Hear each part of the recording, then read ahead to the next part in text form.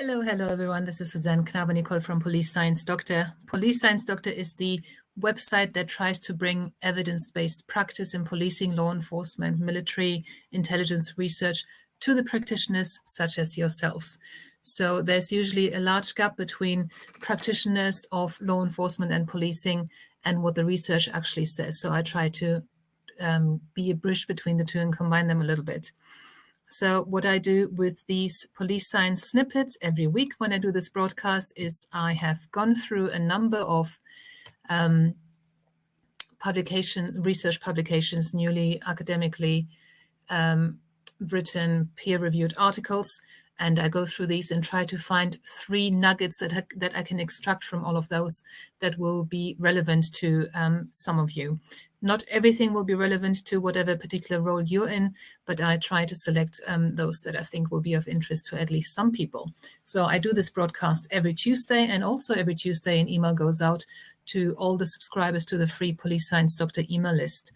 If you're not already on it, you can add yourself. Just Google Police Science, then go to the Police Science Doctor website and enter your details into the form that pops up or that's at the bottom of every page. And then you will get these snippets emailed to you every Tuesday with the link to the original research. You might not be able to access the full article because that depends on the on whether you or your organization is subscribed to the publisher of that journal article, but at least you'll see the abstract. And some article, more and more actually, are open source, which means they're accessible without the subscription or the paywall.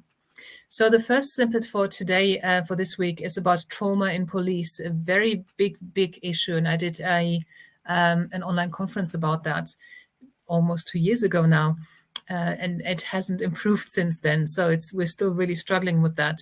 Now, this research says that officers who share their traumatic experiences with their significant others and get social support from them have lower levels of psychological distress and fewer symptoms of secondary traumatic stress. Now, we sort of know this, but too many officers refuse to speak to others because they think it may make them look weak or less reliable. But actually, if you sort yourself out, you're a much better and stronger person to work with and for. The second snippet for this week is about the criminalization of youth sex workers.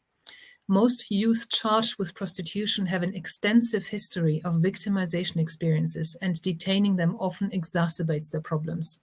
It delays appropriate therapeutic responses, it interrupts their education and exposes them to other incarcerated youth who commit more serious offenses, and increases justice system costs. Other ways of dealing with youth sex workers needs to be found and implemented.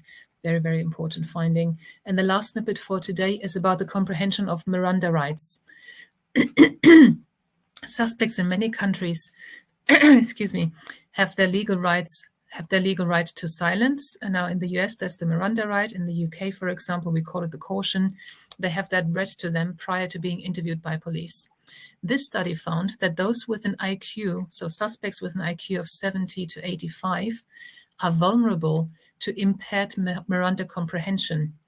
So they have limited recall of the Miranda warning, and they have deficits in Miranda-related vocabulary knowledge. So they don't actually really understand what they've been told. Their waiver decisions, so when they're saying, okay, now I will speak, I don't need an attorney with me, those decisions were often impaired by crucial misconceptions.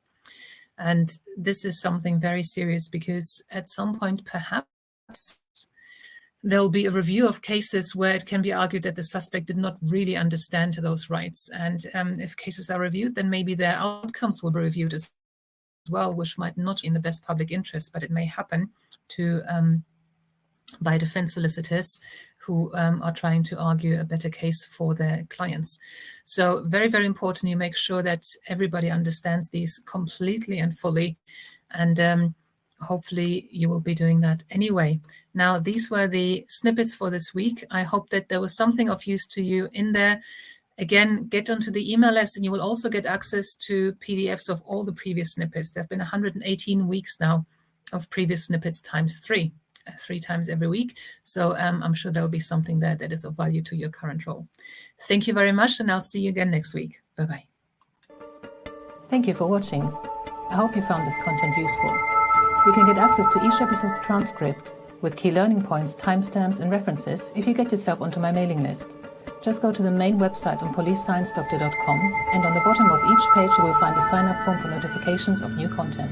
Just enter your first name, your preferred email address, and the type of organization you work for. You will not get any spam. This is just for me to let you know about new content and for you to get access to all the transcripts.